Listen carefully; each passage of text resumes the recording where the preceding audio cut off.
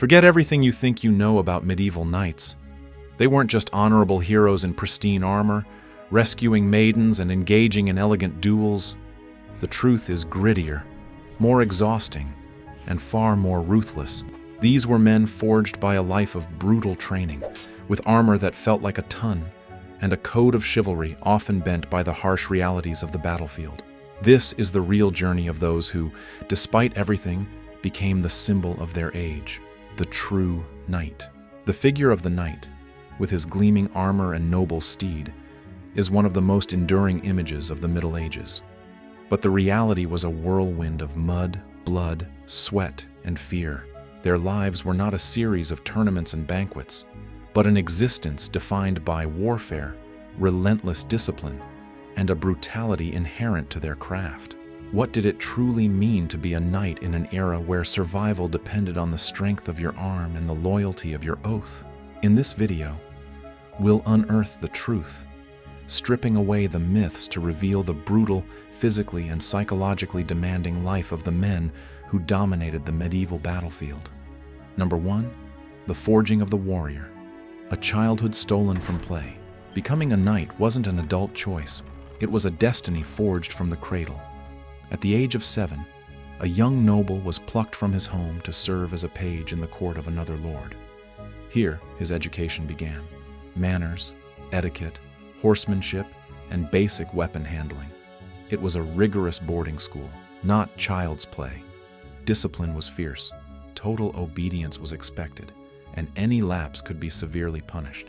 It wasn't just about learning to fight, but about learning to survive in an environment where status and hierarchy were everything. By 14, the page ascended to squire, a much more demanding stage. He served an experienced knight, caring for his armor, weapons, and horse. This was not a servile task. It was constant apprenticeship. The squire followed his knight on campaign, assisting in battle, helping with armor, tending wounds, and, if necessary, fighting alongside him.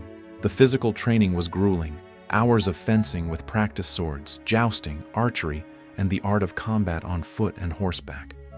They developed brutal strength and endurance that few in modern society could match.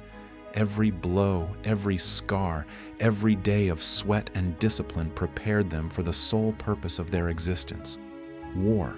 There was no time for innocence. Childhood was sacrificed on the altar of military training. Number 2, the second skin, the torment of armor, and the knight's arsenal. The knight's armor was not a gleaming cape for parade. It was a metallic prison, a second skin of protection and torment. Contrary to what movies suggest, a full suit of plate armor weighed between 20 and 30 kilograms, 45 to 65 pounds, sometimes more. It didn't move with the lightness of a shirt. Donning it was a 20 to 30 minute process that required the help of 1 or 2 squires. Once on, mobility was restricted.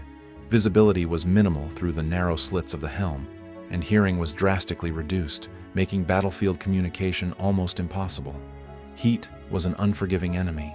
Under the sun, armor became a furnace, causing dehydration and exhaustion within minutes. Inside, the knight sweated profusely, and lack of hygiene turned the interior into a breeding ground for irritation and infections. The knight's weapons were extensions of his brutal strength. The sword, though iconic, wasn't always the most effective against heavy armor. It was often used for thrusts or, gripped by the blade, as an improvised hammer. The primary weapon was usually the cavalry lance, devastating in a charge. But maces, war hammers, and battle axes were also employed, designed to bludgeon and crush through armor, causing internal trauma that could be fatal without leaving a single mark on the metal. Every piece of equipment, from the helm to the gauntlets, was a compromise between protection and mobility, a testament to the brutality of the warfare for which it was intended. Number 3, days of dirt and dread, the grim reality of campaign life. A knight's life on campaign wasn't a succession of glorious battles.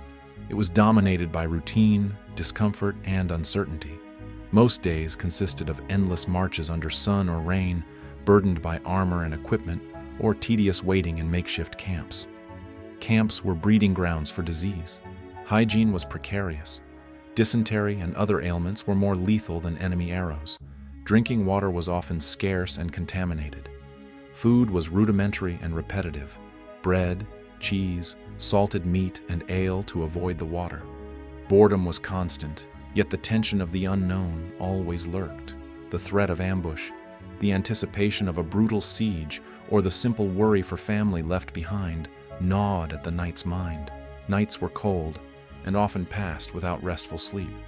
Sleeping on the ground with the constant noise of the camp and watch duty was the norm. The real battle often was not against an enemy army, but against monotony, disease, and persistent fear. Long periods of inactivity were punctuated by moments of indescribable terror and chaos on the battlefield. Campaign life was a test of both mental and physical endurance, far removed from the fantasy of castles and jousts. Number 4. The whirlwind of steel, medieval battle uncovered. Medieval battles were hell on earth, a disorganized and brutal chaos. Forget one-on-one duels. Real combat was a massive clash of bodies, weapons, and armor in an incredibly confined space. Terrain was often a decisive factor. Muddy fields that trapped men and horses, treacherous slopes, or dense forests that dissolved formations. Visibility was almost nil, limited by the helm, dust, and smoke. The noise was deafening. The clang of metal, the shouts of men and horses, the roar of drums and trumpets. Confusion reigned. Orders went unheard, banners were lost sight of, and friendly fire was a constant threat. Knights, in their armor, became human tanks, but also slow, heavy targets if they fell. A knight knocked down in the mud was often a dead knight, crushed or stabbed by dozens of hands. Wounds were horrific: blunt force trauma that fractured bones beneath armor, deep cuts in openings, arrows piercing mail. There was no mercy. The goal was to kill or disable the enemy as quickly as possible. Weapons were used to mutilate: maces crushing skulls, axes tearing through shields, daggers finding armor joints. The knight fought not for the honor of a duel, but for sheer survival in a whirlwind of blood, screams, and death. Number 5. The cracked shield. Chivalry, honor, and harsh reality. The code of chivalry, with its ideals of honor, loyalty, and protection of the weak, is what we often associate with knights. But the reality on the battlefield was often very different. This code was selectively applied, primarily among nobles with ransom value. For commoners, non-combatants, and besieged cities, chivalry often dissolved into the brutality of war. Plundering, rape, and massacres of civilians were common practices when a city fell by assault, not by negotiated surrender. Knights actively participated in these atrocities, often as part of a policy of terror to force other populations into submission. Chevauchée, destructive raids into enemy territory, burning crops and villages, were a standard tactic, not an occasional lapse. The church attempted to impose limits with movements like the Peace of God, but its enforcement power was weak against the promises of loot to maintain troop loyalty. Religious justification also created loopholes, permitting violence against heretics or infidels. While poetry of courtly love and jousts were recited in courts, on the battlefield, a knight's life was one of cold calculation and survival. The ransom of a captured noble could mean a fortune, while the death of a peasant held no value.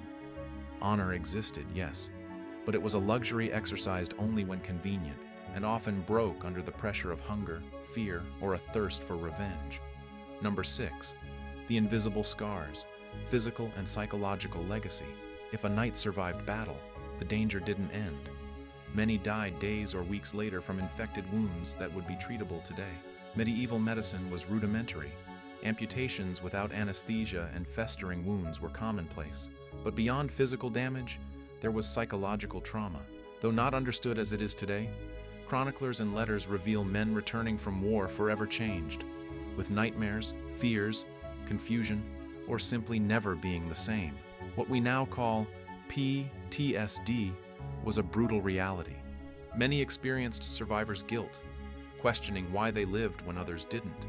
Some became deeply religious, seeking solace or forgiveness in monasteries. Others turned to alcohol as a way to forget the horror they had witnessed and perpetrated. Mutilations were common: lost fingers, fractured bones that never healed properly, or nerve damage causing constant pain. A knight's old age was often one of constant pain, tormenting memories, and difficulty reintegrating into a society that only valued his capacity for war.